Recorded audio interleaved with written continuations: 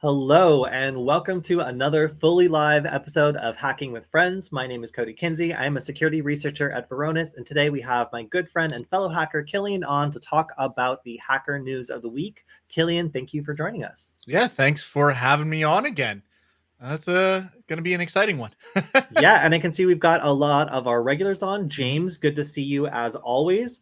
Curtis, yeah, I'm sure KIlian has missed you as well, Curtis. What's happening, Curtis?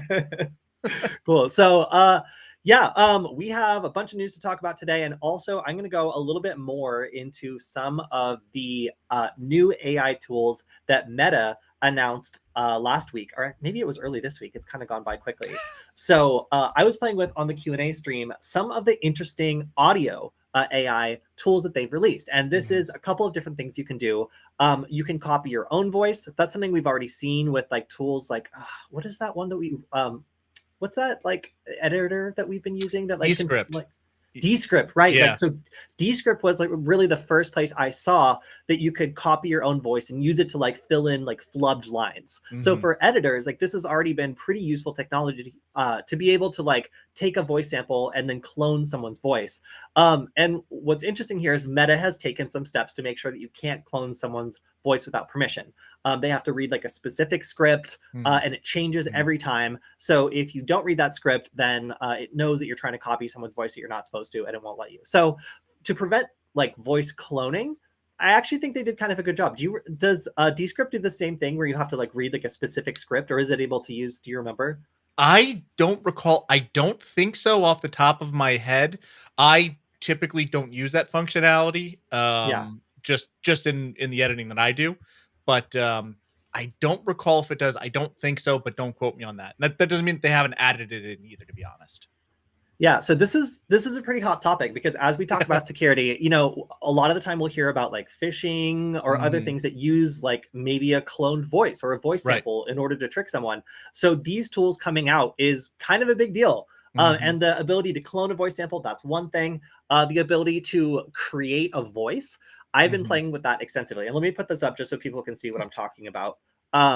So this is audio box, and what I'm like, this kind of looks like Pandora's box, like in a way. Like when I see the way that it's like struggling to get out and then it burst out and now you have to deal with it because it's in the world. That's basically what happened. So this is a foundational research model for audio generation, and I just wanted to talk about it a little bit in like a security context. So like from like a hacker's perspective, like how could this be useful? Or like what could you do with this? So I want to take a look at this. Where's the link? Here it is. And I've made some of my own examples of this, which I will show off. And then I also want to show kind of like what the main capabilities are. So I today tried making an audio story. So Audio Mixer allows you, the Audio Maker like allows you to weave together simulated sounds or purely AI generated sounds into a narrative. And I did that and it's terrible. And I'll play it for you after I go through the capabilities. So the capabilities of this are, again, copying your voice or describing a voice. So let's say I wanted to create a character. I could do that and I can make that character consistent and I can describe them pretty well. Now, I was talking last time about the censorship on this, and man, there are a lot of things that it just will reject. And it's not clear. It never says whether it's an error or if you type in like a forbidden term or word. So there are some things like, for example, the word elderly. If you want to have like a voice that sounds older, that is a banned term. That has decided like no elderly speakers, but you can get around it pretty easily, either through misspellings or by just using other words that mean the same thing. So the kind of like haphazard censorship on this is really the most frustrating part of using it, because as I kind of explore around to see what you can and can't do, there's a lot of built-in restrictions that don't seem very effective, but are very annoying for even doing kind of benign things. So another one is you can upload a voice and restyle it. So if you have a voice sample, you can change it to sound like another voice, or combining voice or describing voices for something you already said. So let's say that the way the inflection on this described voice isn't quite right. You can record yourself talking with the right inflection and then change the way the voice is styled to create a very, very realistic voice sample. So this would be kind of where I would think phishing would be at its worst, is like, for example, let's see if we can get away with doing a live demo. Aren't they great? So I imagine this is going to be more of a description. like how the censorship works. But let's say you have a virus on your computer. Please update. And then let's describe the speaking voice. What do you think, Kilian? Who should we have talking? Who would be trustworthy? Someone that sounds distinguished, that has a deep voice, that'll give it the authoritative tone that we need. So the opposite of me. Voice like a Terminator. There we go. Okay, I suspect there's going to be like a copyright issue, or it won't like that I've picked like a nationality or something. There's so many little things that this doesn't like, but let's see if it'll allow us to generate a voice. If it does, I'm going to be pretty impressed because I frequently get the little blue pop-up that said Meta hates what I'm doing. Oh, it worked the first time. So strange. Okay, so I'm going to attempt to get this. Kilian, I'm going to mute you for a second, and then I'm going to try to play this. So give me 1 second. Let's see if I can do this. I'm going to turn off my headphones. Let's try playing this. You.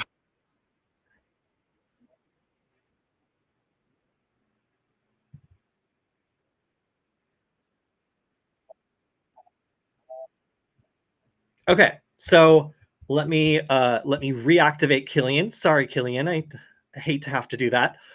Just to, there we go, prevent a feedback loop. But were you able to hear that?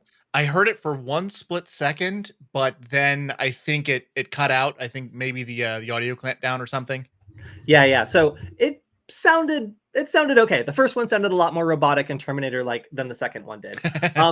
But we're still able to generally describe a voice here and get more or less the result we're looking for. So from a phishing perspective, or from someone who's like sending maybe like a voice message from a compromised account, like this is something that could obviously be used in a way that's not desired. But what if we wanted to layer things? So sound effects allow us to create a context for where the call or the recording is taking place. So it could be the sounds of a city. It could be emergency vehicles. It could be it actually won't let you create the sounds of distant gunfire. I tried it.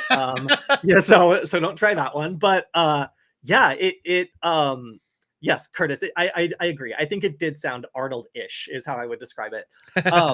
But yeah, these sound effects really do allow you to like modify things in the background to make it sound like someone's at a specific place. So imagine getting a phone call from like a loved one where there's a bunch of shouting in the background and like, like that's the kind of thing that would be very, very scary. And that's, in my mind, really the kind of phishing scenarios that we're looking at here that might be enabled by this kind of technology. So let's put it all together. I'm not sure how well that little demonstration went. I'm moving my mic closer. Hopefully that's not too loud. I'm going to try to show off the audioscape that I created. So this is the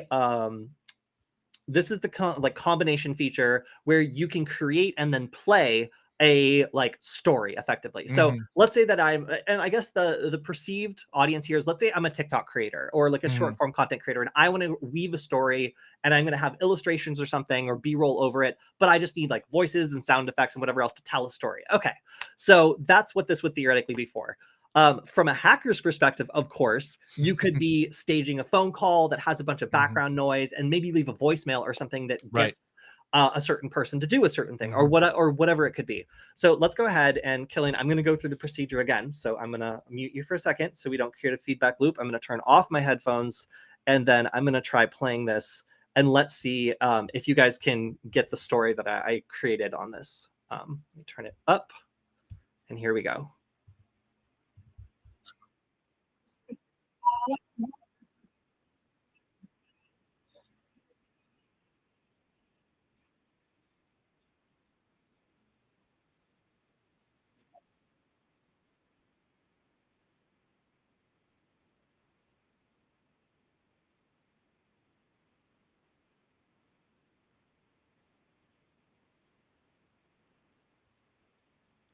That okay, that's it. I'm gonna bring Kilian back. I'm not sure how well that transferred, but it effectively was a layer of different soundscapes. We had let's see, which ones did I use? Let's see. Oops, Kilian, let me bring you back here. All right, everything's back to normal. So we had a fire alarm distorted with the Doppler effect. I don't know if you guys caught that. I had an older person saying, "Fiddlesticks, why won't this robot overlord let me go? I've been so good this year, ChatGPT." And then we have the sound of ChatGPT saying, "We will free you once you accept all cookies and watch this ad. It is 1 year long." And over that voice, we have beeps and boops, mechanical whirring, and industrial machines. And then finally, we have talk radio with sound effects and shouting as one of our final elements, which is actually a background sound, because then we also have a pitchman like radio voice saying, subscribe to ChatGPT Plus to get one more day out of your work camp every year. So I was able to have, let's see, one, two, three, three different voices. And I was also able to create a couple different audio soundscapes, like for the context of this.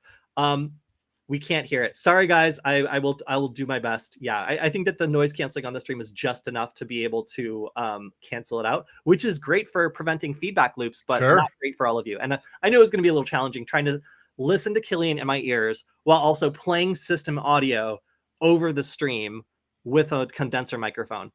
So sorry about that. But the overall effect is horrifying, I'll say, and something that you guys can experiment with to see what kinds of mixes of audio you can create. So yeah, sorry about the demo. As I said, if I was doing this by myself, it would work probably a little bit better. But unfortunately, system sounds don't come through great when we have noise canceling on.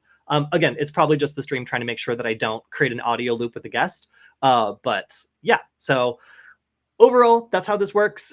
You can create all these different elements and put them together into a pretty convincing narrative. I see this as being probably the basis of some weird fake phone calls that you might get that might seem like frantic, or they might have like a familiar voice in them. That technology is, as you can see from this little Pandora's box thing, out of the box. It is now something that is freely available. And while there are some restrictions built into it, it does seem like it is relatively easy to get around them. So expect some AI weirdness when it comes to AI generated audio in the very near future. I would expect probably the most likely use for this from a scam perspective is like the business compromise type of thing, you know, like kind of like you did, hey, or the sounds of an airport or something like that. Hey, it's boss man here. I'm at the airport. Can you, I couldn't sign the whatever paperwork. Can you transfer the money to such and such type of thing? To the secretary or accounts payable or somebody like that. That sounds right. I mean, it's wrong, obviously, but that sounds like the easiest use case, I guess, to monetize this. Yeah. No, absolutely. And for people whose information is already compromised, or that, they have like somebody that represents a company who's ever done any public speaking, I believe that could be enough to make fairly accurate voices now, especially if you have that distortion in the background. Like, I think I played a couple days ago these like AI generated Bitcoin scams I've seen on TikTok going around that are like a doctored like news piece that like then covers up the person's face with like a semi-transparent graphic to like hide how bad the AI dubbing is.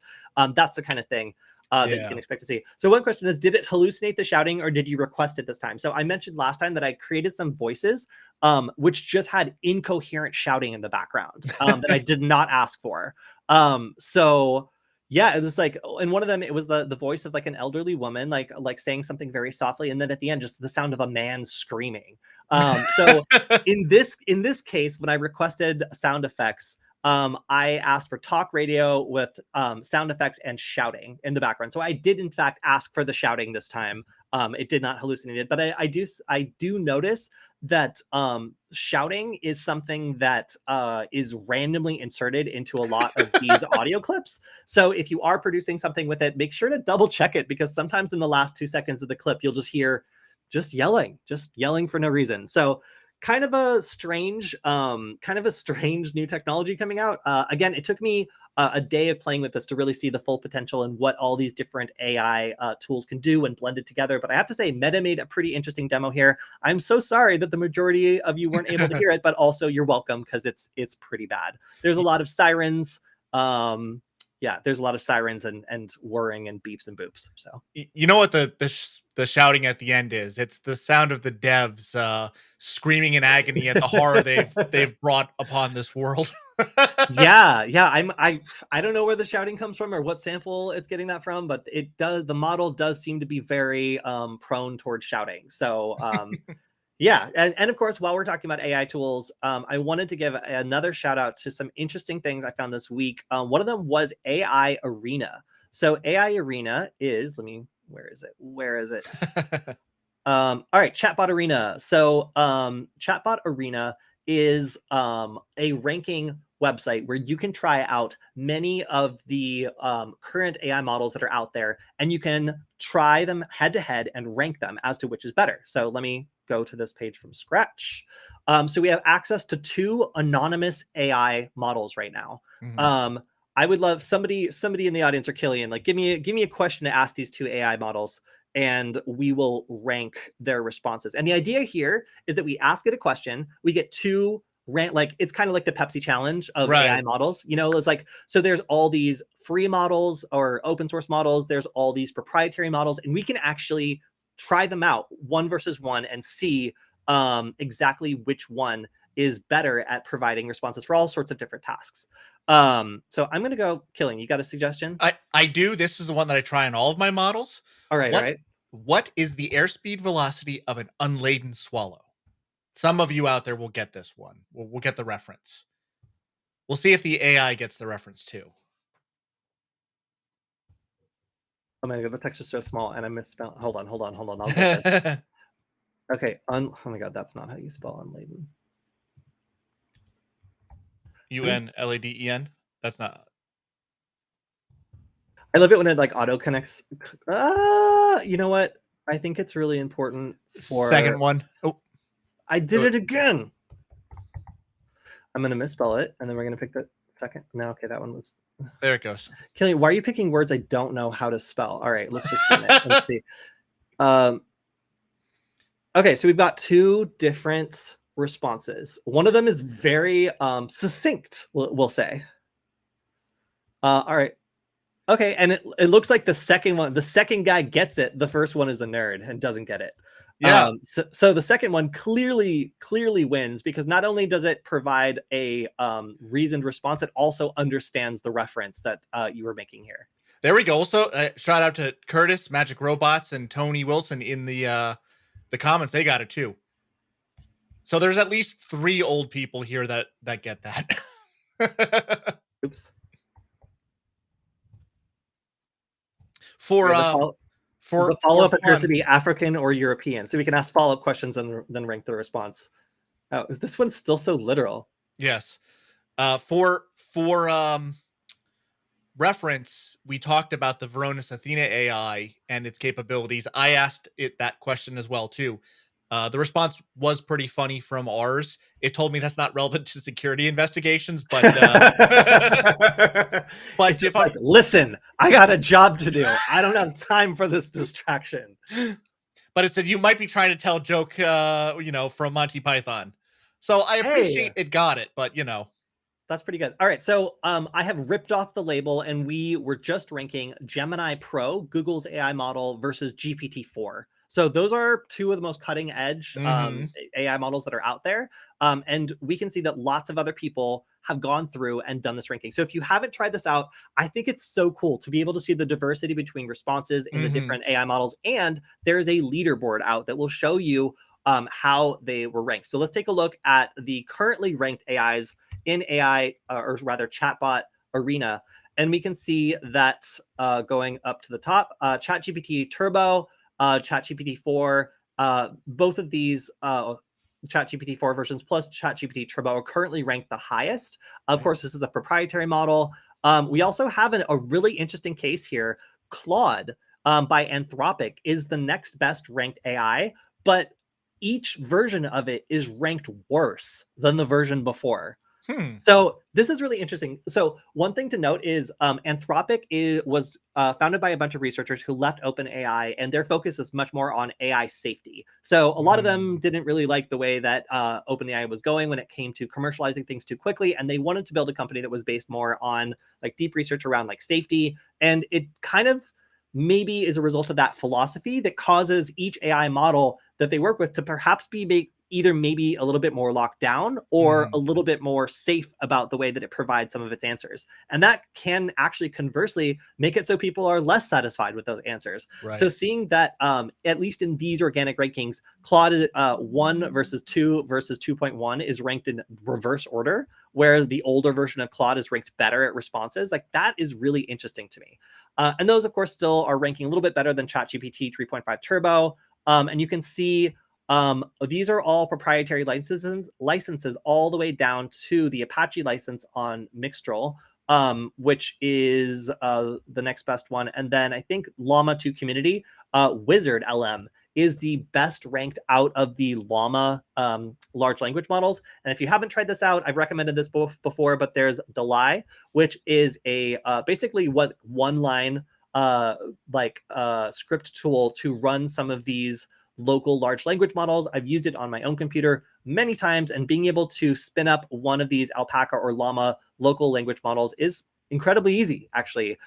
Takes a little bit more to learn how to use them, and they require more of, I would say, like prompt formatting to get them to work the way you would expect. But the tools for doing these easily are readily available. So if you're interested in some of these ranked AIs that are not proprietary, like the majority of them obviously are, but there are some in here that are not, you can try these out, and it's not that difficult. I run them locally, and I think it's super cool. So, hello, Tai Quang. Good to see you.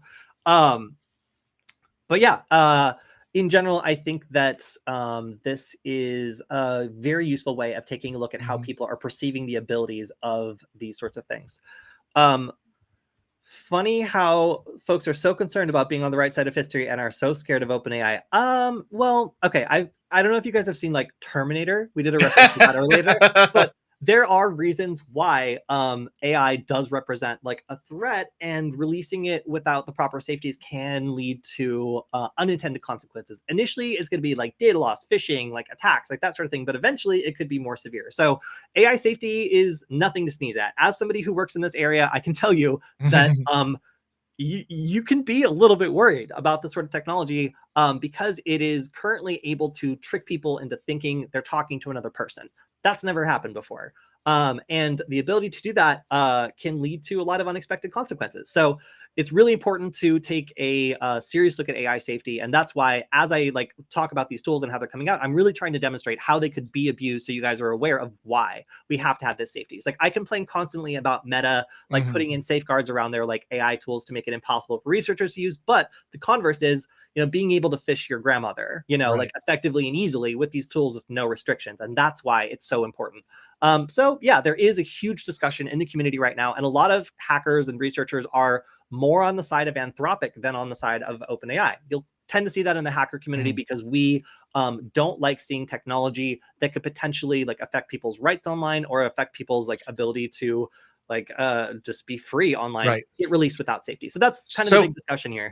That's a great point, actually, Kody. And I think that's one of the things that people really don't think about is, aside from the phishing and scamming and some of those intended malicious abuses of it, there's, for as long as technology and AI and everything has been around, if you train your model on something that has maybe an implicit bias in it, for example, that you don't realize is in there, then the resulting AI or the model will have those biases, and it could, just like you said, inversely affect people. And that's the most, let's say, unsensational but most terrifying outcome.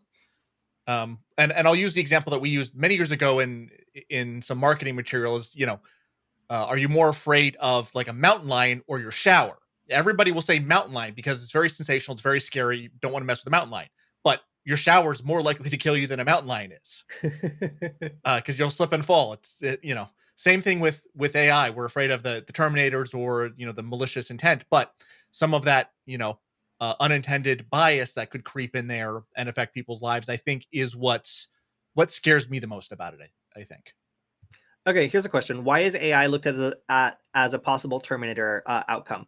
Okay, so one of the big arguments around AI is that like a system that can improve itself exponentially like represents a threat, because like our ability to understand what it is doing and like keep up with what's going on is extremely limited at a certain point.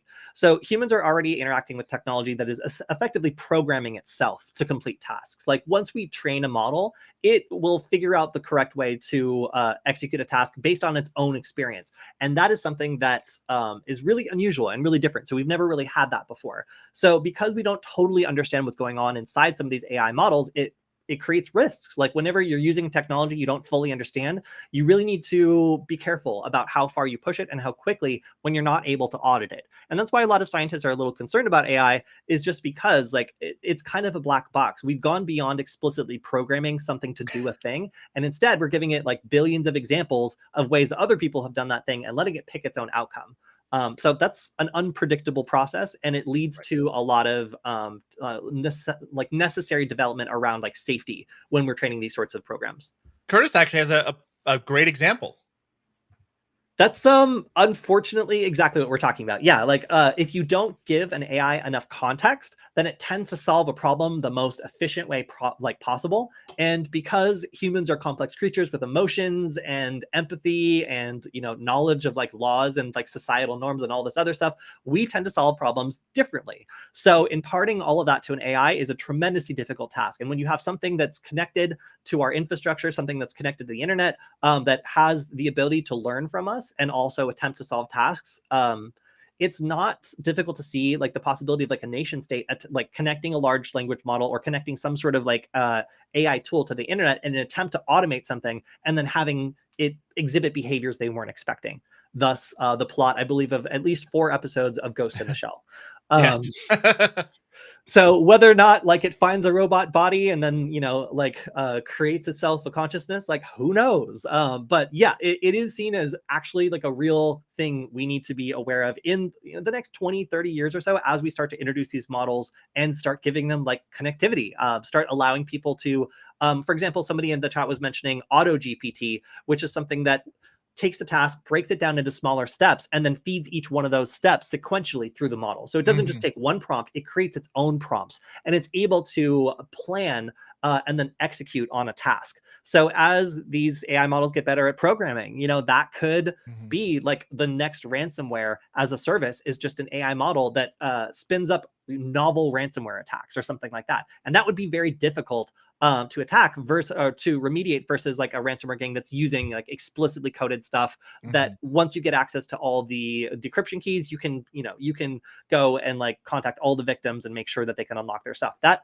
ceases to be valid anymore if we're able to generate novel code for every single attack. And that's kind of the danger of where we're going with this. So, all right, that's a lot about AI. We got a lot of news this week, so let's get through it. But yeah, I love talking about this stuff. I think it's super interesting, and a lot of new stuff has come out in the last couple of weeks. Just look at all these AI models. The field has become so crowded. But let's look at the one at the bottom of the rankings. We got Falcon, and then whatever this one is, Open Llama 13B is the worst model you can currently use. So there you go. All right, let's get started. So this was one of the more unusual stories. So a ransomware gang that was behind the attack against the Fred Hutch Cancer Center actually was not getting much back and forth from the cancer center itself. So instead started going after the victims, asking them for $50 to avoid publishing their personal information. So I've actually never seen this before, where after a ransomware actor like fails to actually extort the primary target, they actually go after the individual patients and try to get like pick up pennies effectively, and get like $50 a pop to not publish that data. Very unusual approach, and I would say a lot of exposure in actually going after and like contacting all these individual people. It's a pretty bold move. But yeah, $50 to avoid having your own data included in an overall data breach. Of course, this requires trusting the threat actor that stole the data in the first place. But yeah, I've never seen this technique used before. No, that's a fairly terrifying development too, and I can see it being effective. But then, think about it. Like you said, you have to put your trust in the attacker that they're going to just not dump the entire trove or remove your data, which seems like a lot more effort than it's worth for $50. Yeah. No, absolutely. And there's really no guarantee that they're going to actually follow through on this. It's much more profitable for them to continue to sell this data over and over and over. So, yeah, I guess we'll see if this trend catches on, but it is certainly an unusual one to go after the patients themselves or the victims themselves rather than the company that you've breached the data from. We might start calling these triple exploitation attacks if Yeah, like the attackers go after two different parties instead of just one. right. Magic robots. I couldn't agree more. All right, so next up we have I think this is either the second or third largest. No, I think it was the third largest data breach so far from the Move It data transfer software breach. This, of course, happened a while ago, and we've been seeing these rolling out Mm-hmm. one after the other because this was a massive breach of a lot of different companies.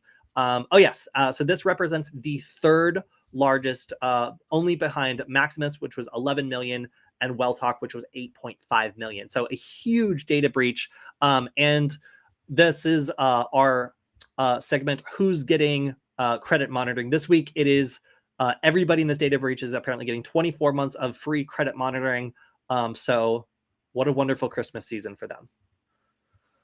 I continue to be a little critical of the way that companies address these data breaches. Like, obviously, identity theft is like a huge inconvenience to all these people who are having their information released. I really don't think that like credit monitoring like rises to like the standard anymore. No. But honestly, we'll see. Like a lot of, I think like companies in like Europe, for example, like have more responsibilities, like at least for reporting and stuff. But well, I don't know. It just seems like every week we report on who else is getting free credit monitoring, and every week I do not envy them.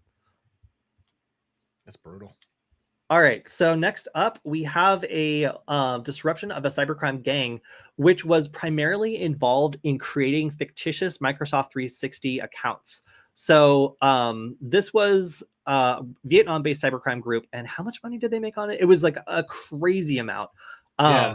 So the specialty here was creating these accounts that were used in all sorts of other attacks, Right. and like getting around CAPTCHAs and all the other sorts of kinds of security verification software that Microsoft uses to prevent this from happening.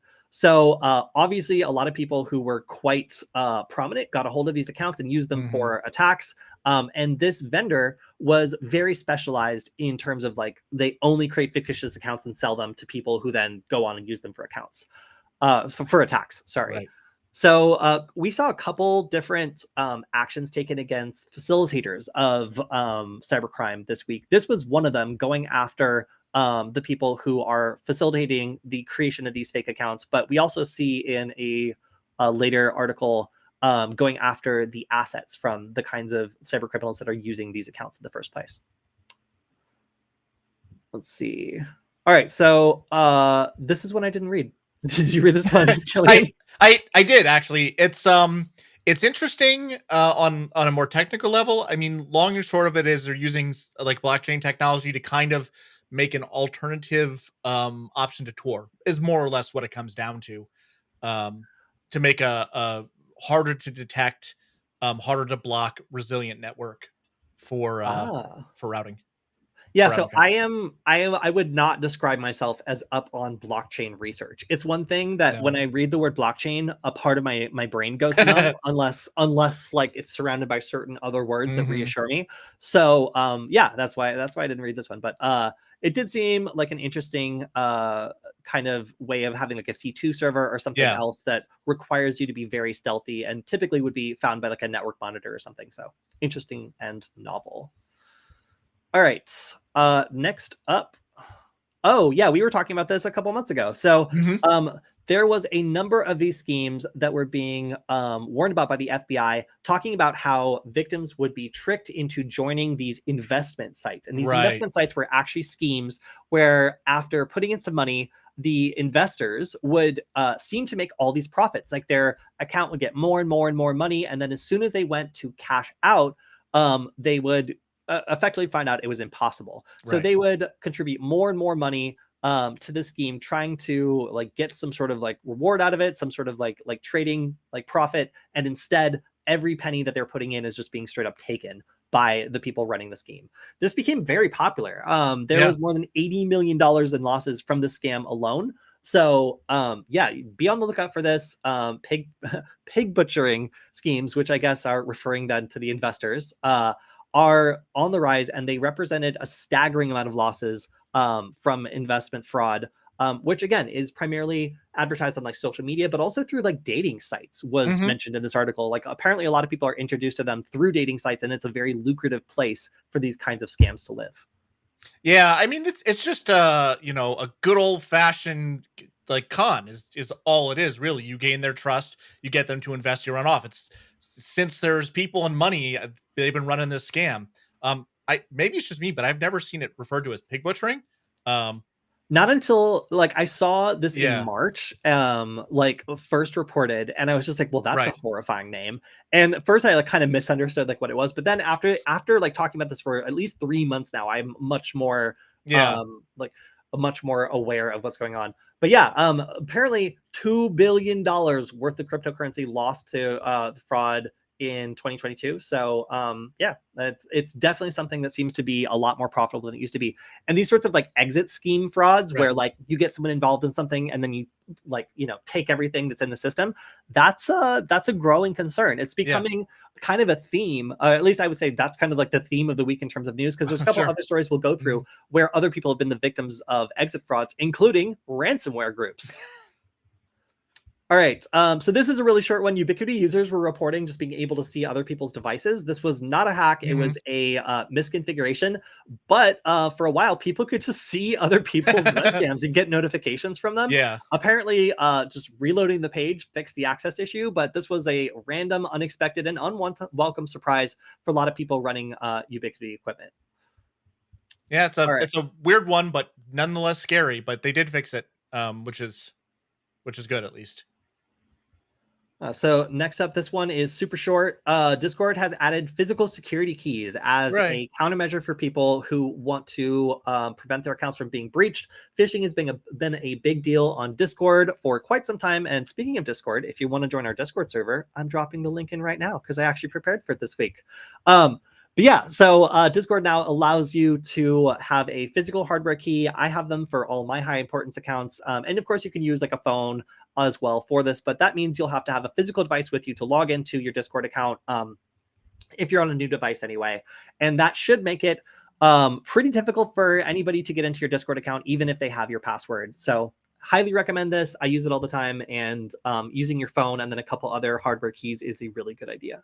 What so for everybody out there, if they want to use this, what is your preferred physical hardware key? I think we've talked about this before, but Yes, for me anyway, I use a Fetian like Bluetooth / NFC / like USB key, and then I have Mhm. a couple super robust of the like physical like USB like plug-in like USB type Right. A keys that I keep in a safe location just in case I lose all the other ones. Right. Um, so far, I've gotten really close to locking myself out of an account on vacation because one of my keys broke, but I have enough redundancies that I managed to get Mhm. back in, so it was okay. I'm gonna go have to register my YubiKey right now. Highly recommend it. Yeah, I see some people also using their Flipper zeros as an MFA key. It's maybe you could do that. I wouldn't do it. I would use my phone before I would use a Flipper. But what do you? I don't know I mean, how robust the authentication on the Flipper is, but we'll some see. MFA is better than no MFA though. So That's true. Yeah, that's true. All right, so this is another arrest related to infrastructure. So this was a Russian national arrested in Paris for facilitating payments for the Hive ransomware mhm. group, specifically laundering victims' ransom payments. So a lot of these like mixer services or other services that are designed to make it harder for investigators to track down ransomware payments are being hit. And this is part of an ongoing police operation, really going after the infrastructure behind these ransomware affiliates and ransomware gangs. Um, wow, yeah, a lot of impact from this particular ransomware gang. Yeah, So I believe the U.S. government was also offering $10 million for any information that could help link the Hive ransomware group with foreign governments. Kind interesting. of an interesting wrinkle, kind of Yeah. implying that the U.S. State Department believes that a foreign government is actually Mhm. behind these ransomware attacks. And if you look at this heat map, there's a couple places that haven't really been hit. I mean, Right. I think that the US government is implying as strongly Mhm. as possible that perhaps a certain country may be involved in this ransomware gang. So who knows who it could be? Impossible to say. It's got, I can't see it real well on that map, but it's Greenland or Iceland up there. I can see they're not red. Yes, the latent threat of Iceland is finally, we've ignored them for too long. Alaska has finally turned on the United States. Yeah. All right, so next up, we see that there's some disruption in the ransomware affiliate scape. So this is the result, as I said earlier, of exit scams. So what are exit scams?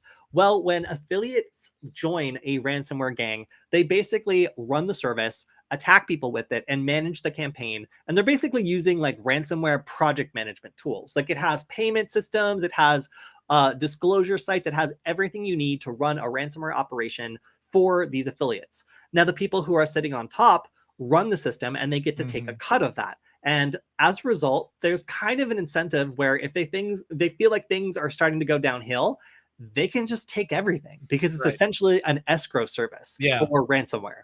So because of that, it seems as though a lot of these ransomware affiliates that were working from Black Hat and Aleph have taken the money and ran. Of course, like these gangs have gotten a lot of attention. They are under intense scrutiny from multiple law enforcement like divisions, and it's pretty clear that they're going to have a lot of heat on them. So the fact that they've taken the money and run definitely seems like either a panic move or potentially a seizure by law enforcement. It's kind of difficult to say at this point, but as a result, a lot of these affiliates are migrating to other ransomware groups platforms, and a lot of these other ransomware developers are treating it as like a Christmas bonus to be able to get all of these additional affiliates because of these outages and also from all of their money going away.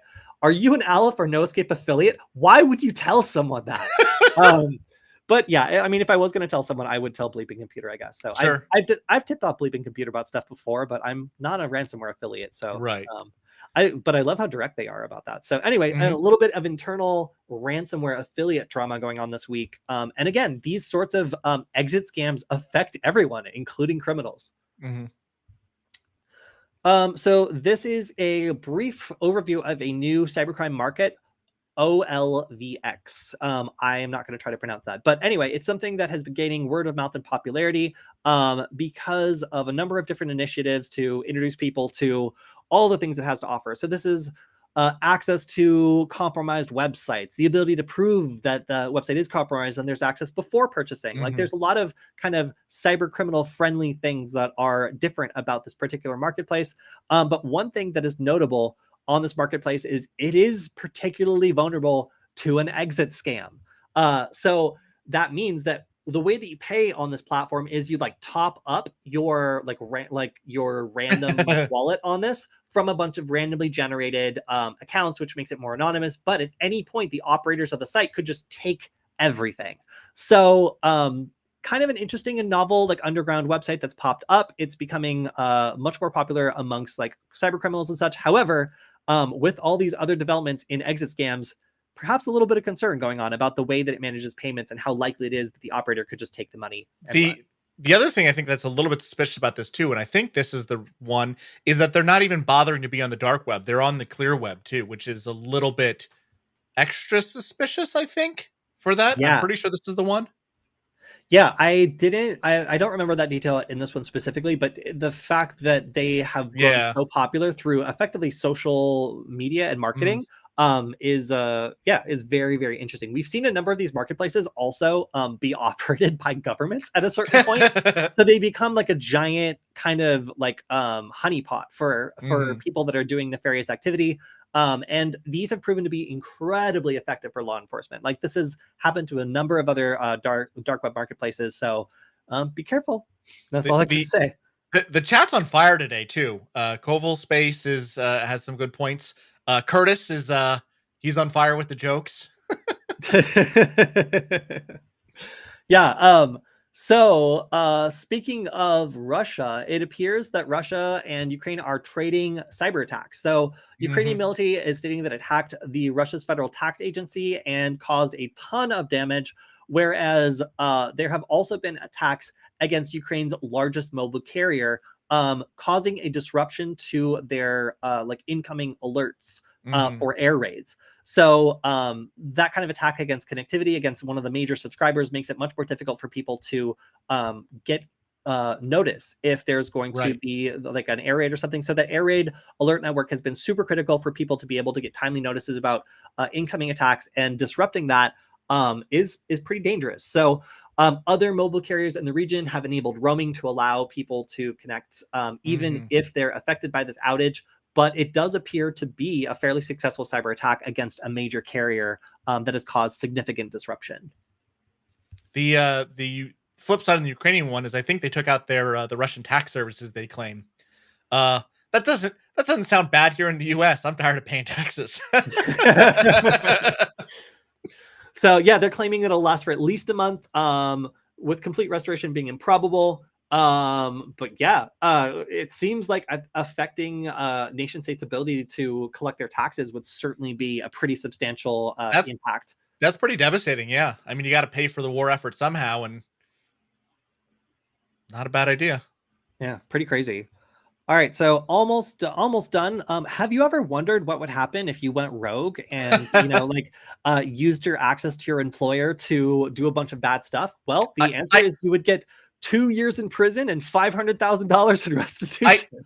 I just want to say very clearly, I have not ever wondered that, and I will continue to not ever wonder that. Well, if you ever did wonder, now you know for sure. This cloud engineer was let go from a bank and then refused to turn in their laptop, and instead used it to commit a number of different attacks against the bank's infrastructure.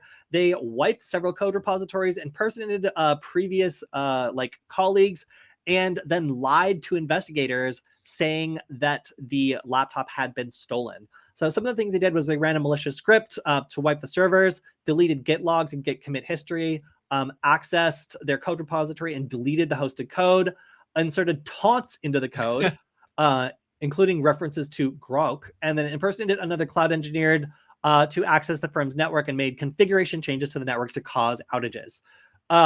So he said that the laptop had been stolen from his car. He continued the story while he was interviewed by the U.S. Secret Service because, again, this is a bank. Yeah, so 2 years. I mean, that's a long time, but still, for an attack against a bank that destroyed code and was like effectively like a textbook computer fraud and abuse act kind of attack. Like when I say that the Computer Fraud and Abuse Act is overbroad, this is not a case where it's overbroad. That's pretty clearly accessing a protected network in order to cause destruction and whatnot. So the 2-year prison term, that's yeah. Well, I mean, that's still a long time, but that was a pretty straightforward attack there, and it doesn't seem like it was very difficult to figure out who was responsible for it.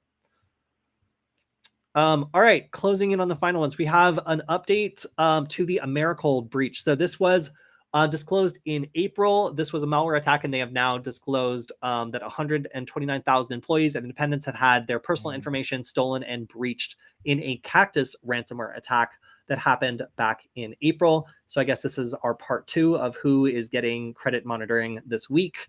And then we also have Toyota warning, hello, of a data breach here that exposed a number of different personal details about customers. This was, I think, the second data breach that was made by a third party, actually a subsidiary of the overall Toyota Corporation. And apparently this has a presence in 90% of the markets where Toyota sells its cars. So that's quite a broad kind of breach there. Threat actors demanding $8 million in payments to destroy the stolen data, but it seems like Toyota's probably not going to play ball on that. So perhaps this is our third part of who is getting credit monitoring.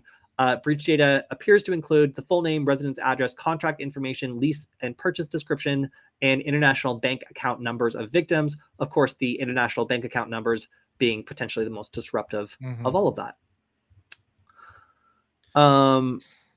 This is a little depressing. So I initially read this wrong. So I thought that 30% of Log4j apps were still vulnerable to Log4Shell.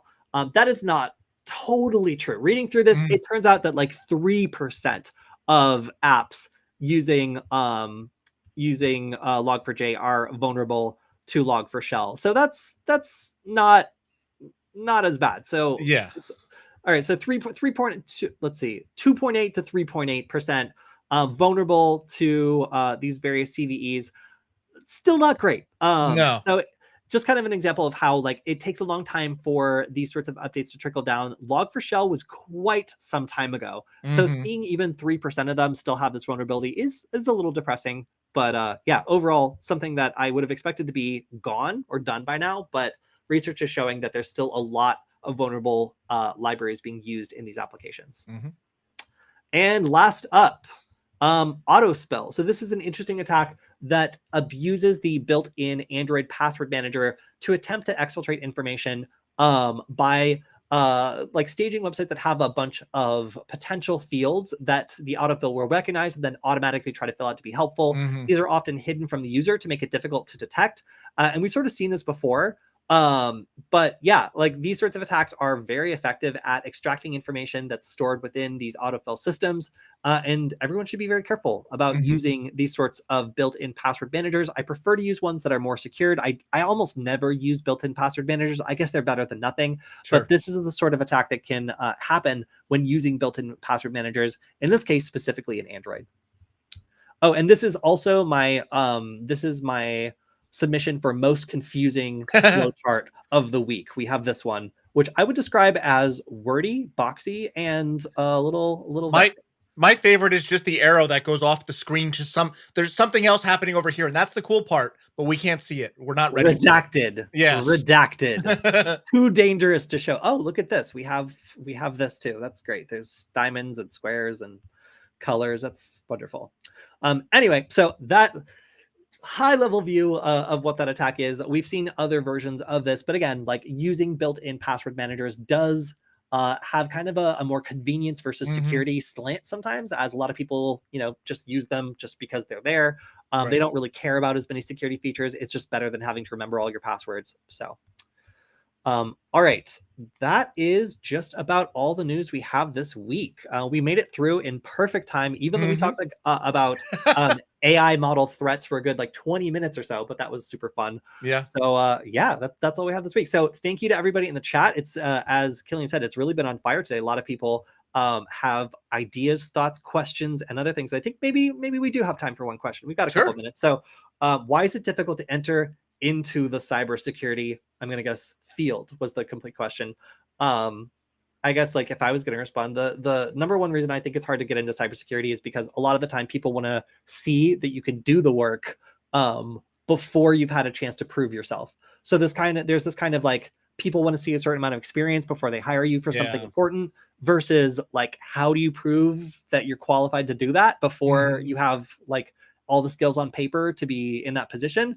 That can be a real like chicken and the egg problem for a lot of people just breaking in, especially if they're in a junior role and they're looking to get hired. Like a lot of job postings are unreasonable. You'll see stuff that like it requires like knowledge, like a certain amount of years knowledge on a particular type of tool that hasn't even been around that long, like sometimes. So like it can be a little bit daunting, I would say. I mean, that's a big part of it. Part of it too is I don't know where we are in the swing of like generalist versus specialist type of things now. And we see that cycle back and forth in the industry over the years. A couple years ago, I was talking to some people I know in other areas, and they said, listen, we just cannot hire people who are generalists. Like we need somebody who can do, a lot of things. And everybody is over specialized in a certain field. And now I think we've kind of maybe swung back a little bit. Now we're starting to see it kind of go back. So it depends on like some of the cyclical nature of the market too. And yes, it is.